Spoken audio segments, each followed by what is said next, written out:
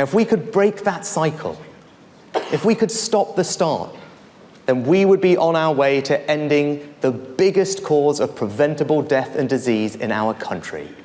So I propose that in future, we raise the smoking age by 1 year every year. That means a 14-year-old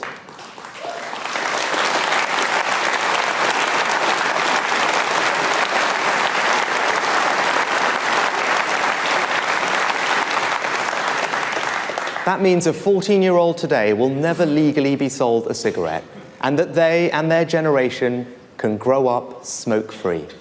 Now, we know this works. When we raised the smoking age to 18, smoking prevalence dropped by 30% in that age group.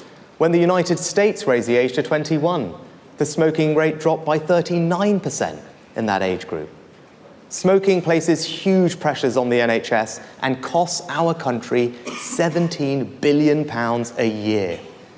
We have a chance to cut cancer deaths by a quarter, significantly ease those pressures and protect our children, and we should take it.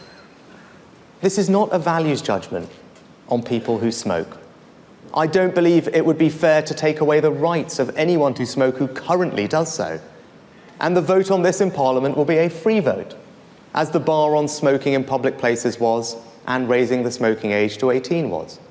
There will be no government whip. It is a matter of conscience. And I want you all, and the country, to know where mine is. For a Conservative, measures that restrict choice are never easy. I know not everyone in this hall will agree with me on this, but I've spent a long time weighing up this decision. Simply put, unlike all other legal products, there is no safe level of smoking.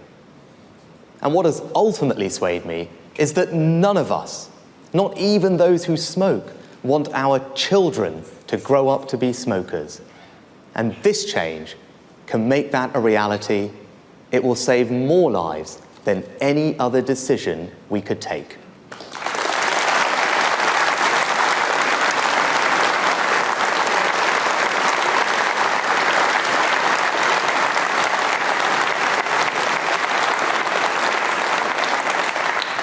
And as any parent or teacher knows, one of the most worrying trends right now is the rise in vaping amongst children. 1 in 5 children have used vapes. We must act before it becomes endemic. So we will also bring forward measures to restrict the availability of vapes to our children, looking at flavours, packaging, displays, and disposable vapes.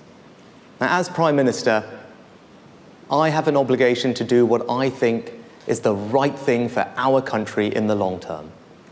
And as Conservatives, we have never shirked that responsibility. We have always been at the front of society, leading it. And when we have the tools at our disposal to deal with the biggest cause of preventable illness and death in our country, to cut cancer deaths by a quarter, to significantly reduce long-term pressure on our NHS, and to do for our children what we all in our heart of hearts know is right, we must act, we must lead. Conference, we must put the next generation first, and that is what I will do.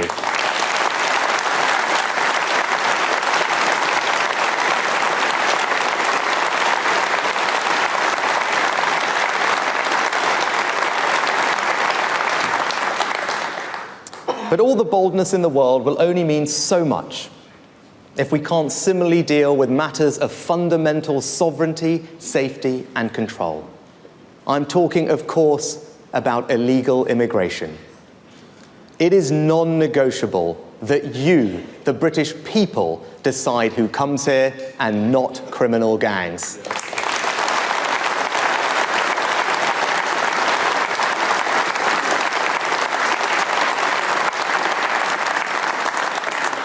Those gangs ply a trade that leads to innocent people dying.